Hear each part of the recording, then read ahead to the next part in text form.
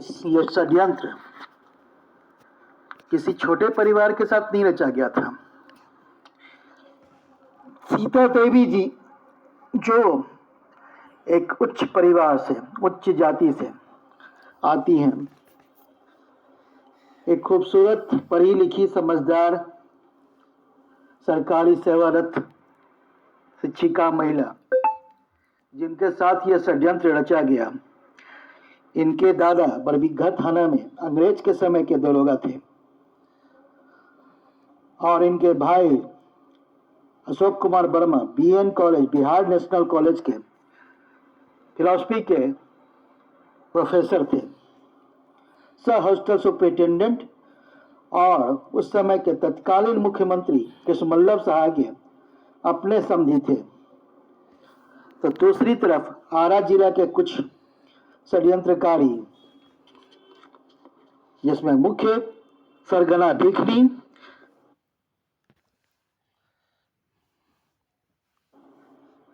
और इस षड्यंत्र को अंजाम देने में भिखनी का कुछ सहयोगी, और ये सब मिलकर के सीता देवी जी की मां श्रीमती मनोरमा देवी जी को एक साजिश के तहत डरा धमकाकर, अफवाह फैलाकर मजबूर किया। बात सिर्फ इतनी नहीं थी, इसके अलावा भी बात बहुत बड़ी है जो मैं बाद में बताऊंगा। तो इस तरह से सबूत होने के बावजूद जज आकांक्षा ने जो कुर्सी के गुमान में कानून का ही अपमान कर रही थी, इस बात को नोट करने से मना कर दिया और गवाही बीच में ही रुकवा दी। यही नहीं, गवाह ने जो बयान दिया था कि परिवादी की मां की शादी छल पूर्वक करवा दी गई, उसके जगह पर उसने लिखा कि परिवादी की मां ने परिवादी की शादी छल पूर्वक करवा दी। सीता देवी जी की शादी छल पूर्वक नहीं कराई गई, उन्होंने अपनी लड़की की शादी करवाई गलत तरीके से। यह अगर जो त्रेता युग में हुआ होता और गलती से अगर रामचंद्र जी केस कर देते रावण पर कि सीता का अपहरण रावण ने किया है, तो यह जज लिखती कि सीता ने रावण का अपहरण किया। इस तरह की बात थी और गवाह पे दबाव बनाया जा रहा था कि उसी बयान पर हस्ताक्षर कर दें। गवाह ने इनकार कर दिया और इस केस का गलत तरीका देखकर मिसलेनियस दायर किया गया अक्टूबर में। Miscellaneous number 61 2021 61/2021। वहां भी सीजीएम के सामने पूरी सच्चाई बताई गई कि इस केस में, यह केस कोई छोटा मोटा केस नहीं है, इस केस में बहुत सारी घटनाएं घटी हैं। अपहरण, कई आदमियों के अंदर ही अंदर हत्या तक हो चुकी है, हजारों लाखों की लूट होती है तो बात अखबार, टीवी, सोशल मीडिया पे आ जाता है। लेकिन ये अपराधी सब चाहते नहीं थे कि उनके गुनाह जनता के बीच आए, इसलिए इस बात को 55 सालों तक कभी दबाकर, कभी डराकर, धमकी देकर, सीता देवी जी का, बच्चों का नाम लेकर उन्हें डरा डरा कर इस बात को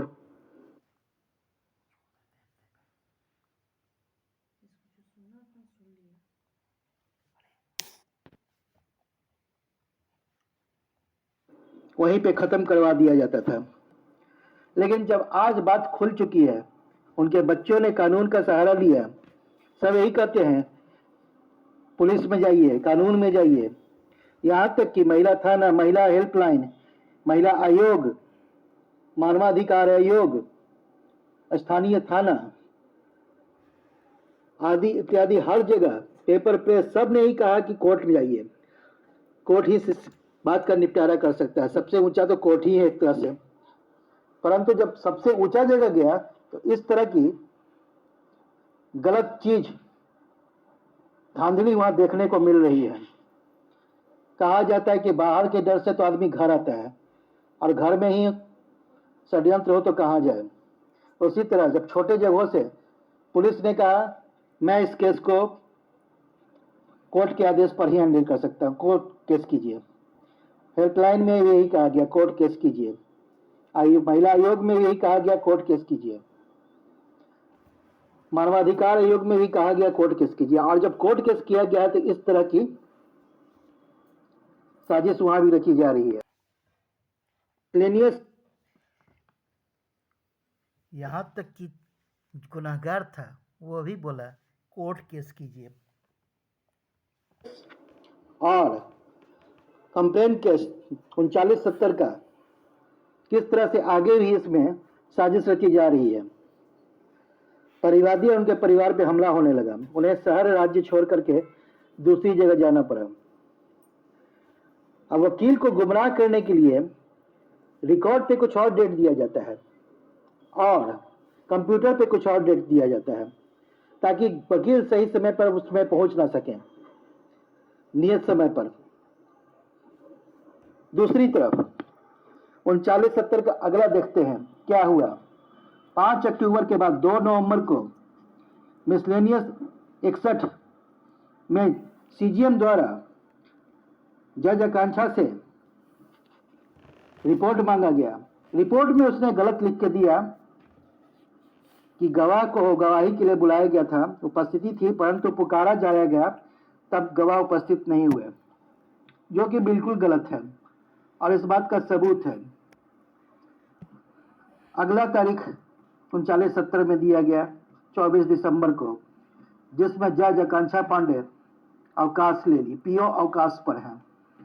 और उसके अगला डेट 7 फरवरी को जज आकांक्षा पांडे, इस बात का इतना बवाल मच गया था, ट्रांसफर करवा के चली गई। सीजीएम को कहा गया कि इस तरह की बात है, केस किसी अच्छे जज के पास, उनके पास ट्रांसफर किया जाए, क्योंकि इस केस में पहले भी परिवादी और उनका परिवार काफी दुख झेल चुका है। अपहरण, हत्या, करोड़ों की लूट हो चुकी है। अभी तत्काल में ही पिछले 4-5 साल का घटना देखा जाए तो परिवादी के पिता श्री कृष्ण सिंह को मारपीट कर, उनकी याददाश्त खराब करके दानापुर रजिस्ट्री कार्यालय और आरा रजिस्ट्री कार्यालय से लगभग करोड़ों से ऊपर की लूट हो चुकी है। और सारे बातों का सबूत परिवादी के पास है। फिर भी इस केस को फिजूल का तीरा जा रहा है। अगर कोई सबूत नहीं होता, साक्ष्य नहीं होता, तब कोई केस लंबा चलता है तो समझ में आता है। तो कानून के मुहाफिज से मेरी यही कहना है मुझे, इस केस को जितना जल्दी निपटारा करके परिवादी को उचित न्याय और उनका हक दिलाया जाए और गलत लोगों के खिलाफ सख्त कार्रवाई की जाए।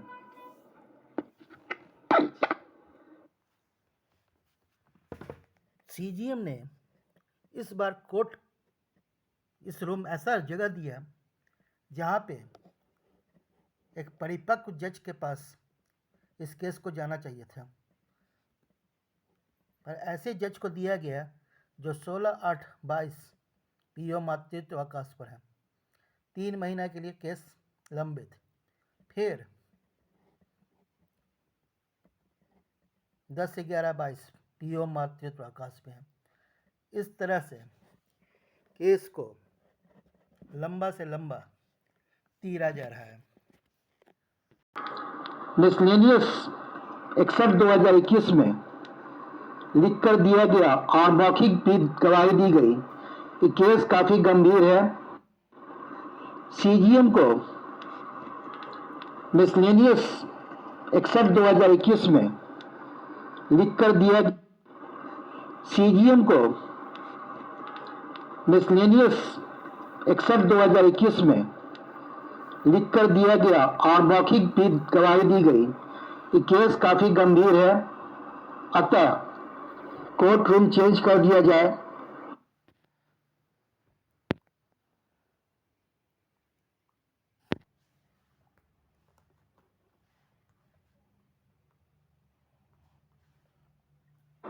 क्योंकि वहाँ की जो जज है वो न पूरी गवाही लिखती है, गवाही लिखती भी है तो गलत गवाही लिखती है।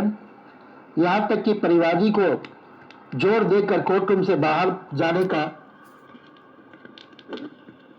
चाल चला गया और पूरा कोर्ट रूम जब खाली हो गया तब अभियुक्तों की तरफ से एक महिला आकर बैठ गई, उसे जाने को नहीं कहा गया।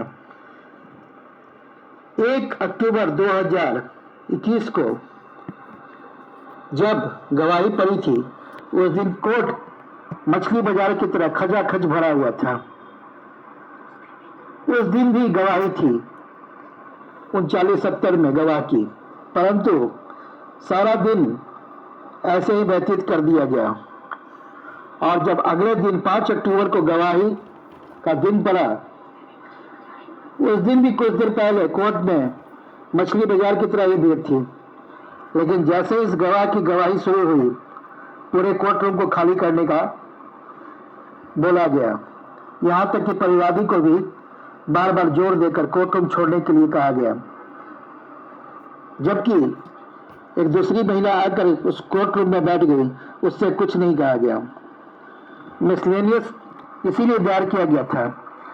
2 नवंबर को सीजीएम ने रिपोर्ट मांगा, 3 नवंबर को गलत रिपोर्ट दिया गया कि गवाह की उपस्थिति है पर गवाह पुकारने पर उपस्थित नहीं हुए। अगली तारीख 24 दिसंबर को रखी गई है।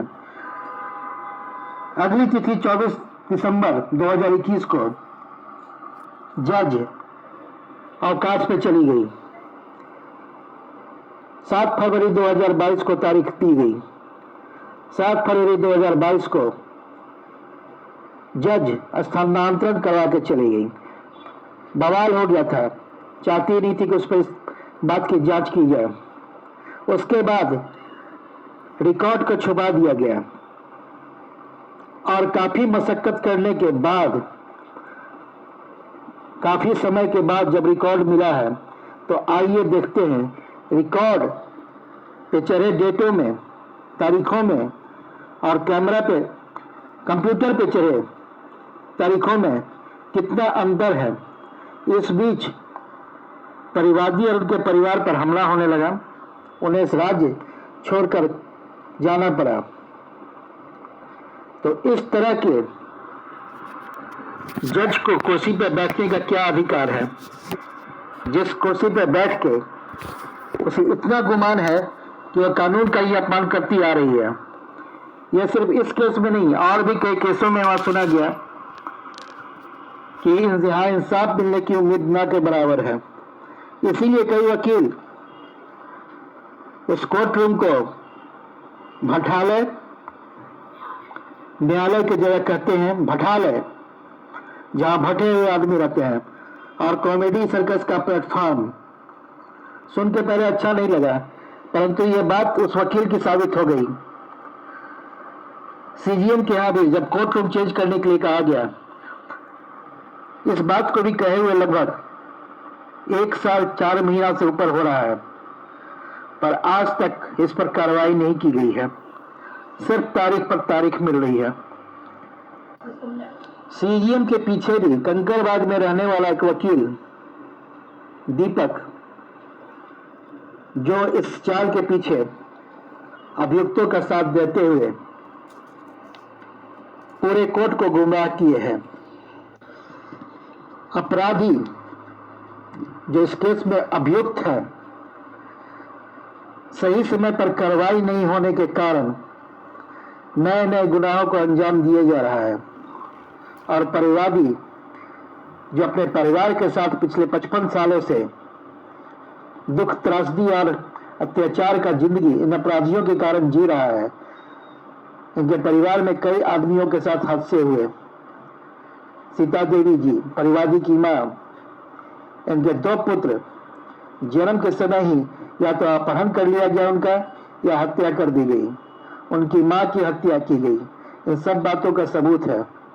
यहां तक कि अपराधी प्रथम अभियुक्त मंजुला प्रकाश के कई आदमियों के साथ नाजायज संबंध थे और उसी की देखा देखी उसकी लड़की भी अपने मवेरे भाई रविंदर के साथ सवैध संबंध बना ली और गर्भवती हो गई। तो मंजुला प्रकाश और मंजू ने उसे जहर देकर, जहर का इंजेक्शन दिलवाकर मरवा दिया।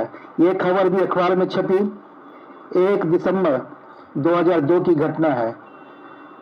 The times of India, Dainik Jagran में एक खबर छपी है। इस तरह अपराधियों के हौसले बुलंद होते जा रहे हैं और एक अभियुक्त शशि शेखर उर्फ दीपक खगड़िया में रहकर जालसाजी के कई कारनामों को अंजाम दे चुका है। सहारा इंडिया का नकली एजेंट बनकर फर्जी कागज लेकर कई आदमियों को रुपया हड़प चुका है। इसी में एक अभियुक्त नारायण, जो खगड़िया थाना में था, उस समय घूसखोरी के आरोप में एक अखबार वाले ने जब लिख दिया कि एक घूसखोर दरोगा है, पेपर में जब खबर छाप दी तो उसके और उसके लड़के को पकड़कर हालात में बंद कर मारा पीटा गया। उस पर असेंबली क्वेश्चन भी हो गया।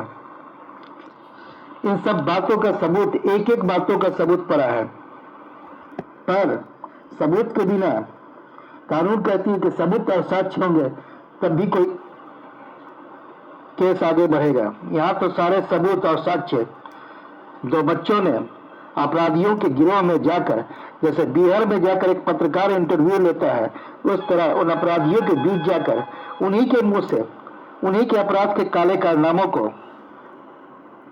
रिकॉर्ड करके लाया और कई कागजात भी है सबूत के तौर पे। परंतु कानून, अदालत जो सबसे बड़ी है, इससे पहले ये लोग परिवादी और उनके भाई महिला थाना, बिहार राज्य महिला हेल्पलाइन, बिहार राज्य महिला आयोग, मानवाधिकार आयोग, कई जगह न्याय के लिए गुहार लगा चुके हैं और अंत में सबका एक सलाह था कि कोर्ट केस कर दिया जाए। परंतु सबसे ऊंचे महकमे में इस तरह की लापरवाही और साजिश चल रही है तो इंसाफ कहां मिलेगा। ये जो कांड हुआ है,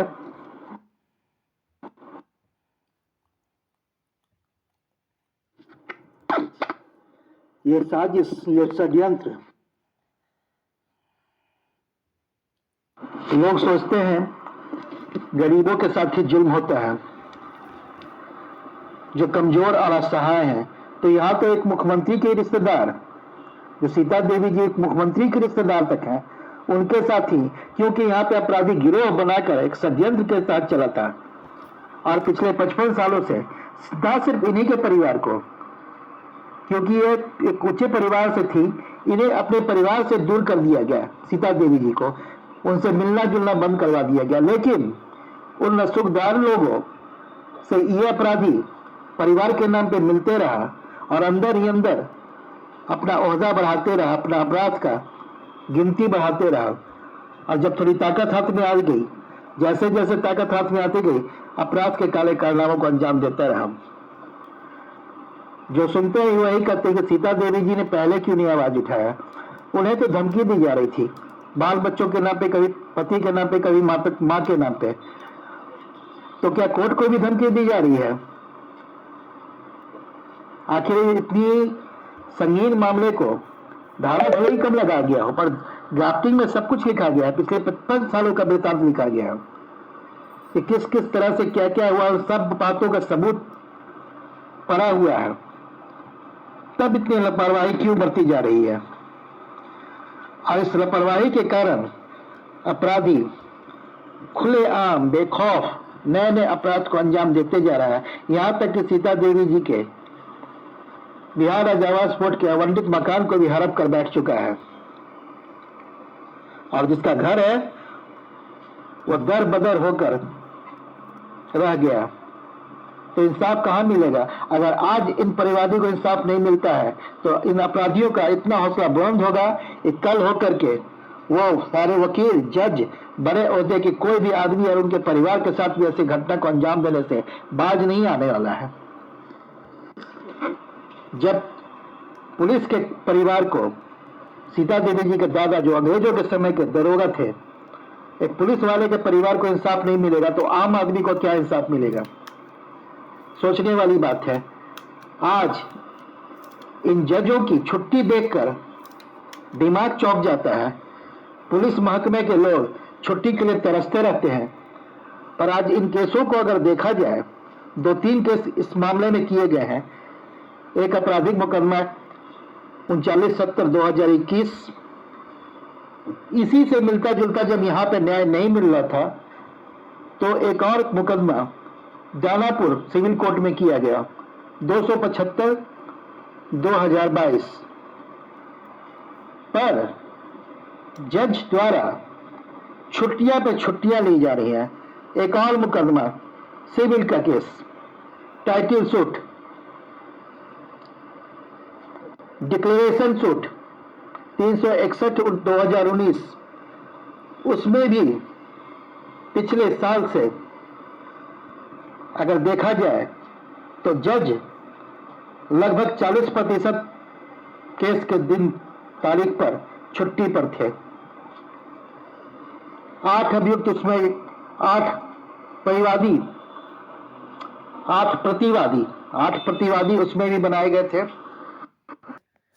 ये श्रीमती सीता देवी जी हैं और इस सच पे एक किताब छप चुकी है, सतयुग की सीता। और ये किताब राष्ट्रपति भवन और लोकसभा के कई सदस्यों को भेजी जा चुकी है। और यदि कानून का ही हाल रहा तो जल्द ही इस पर लोकसभा में आवाज़ उठाई जाएगी। और तारीख में कितना हेरा फेरी किया जा रहा है, आइए देखते हैं। 10/11/2022, अगला डेट पड़ा 22/2/2023, और अचानक से उस डेट को काट कर बिना किसी सुधार के, देखिए एक सर्टिफाइड कॉपी है और दूसरी सर्टिफाइड कॉपी में दिखाता हूँ, डेट क्या दिया गया है। उसी डेट को काट कर 22 फरवरी 23 से 17 जनवरी 23 कर दिया गया है और अगला डेट दिया गया है फिर फरवरी का। तो वकील कैसे सही समय पे जाए? और अगर इसका कंप्यूटर रूम का ई कोर्ट में जो डेट दिया जाता है और रिकॉर्ड में जो डेट है, आइए देखते हैं दोनों में कितना अंतर है। 29/9/2021, 1/10/2021, 5/10/2021, 24/12/2021, 7/2/2022, 11/4/2022, 17/6/2022, 16/8/2022,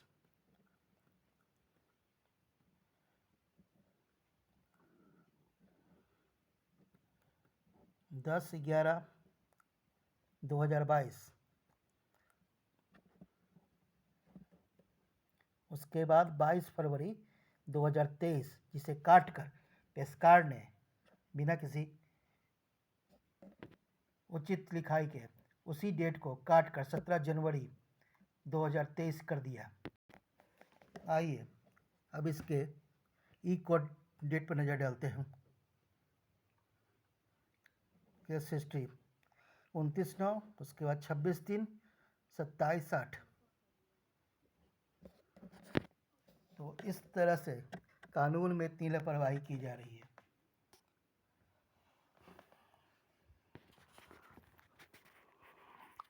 सुनने में ऐसा आता है कि अपराधियों और कोर्ट का एक चौकड़ी चल रहा है, जिसमें अपराधी अपराध करता है, एक बड़े आदमी को पकड़ता है, वकील के माध्यम से जज को पैसे दिए जाते हैं और केस को लंबित रखकर लंबा तीरा जाता रहता है। अपराधी को नए नए अपराध करने के मौके मिलते हैं। परिवादी बेचारे जो 55 सालों से जुर्म सह रहे थे, शायद उन्हें इंसाफ मिलने में इतना ही समय लग जाए, कहा नहीं जा सकता। तो इस तरह के कानून का क्या कहा जाए, अब तो कुछ बोलना ही मुश्किल है। खैर, इंसाफ तो मिलेगा ही जल्दी ही।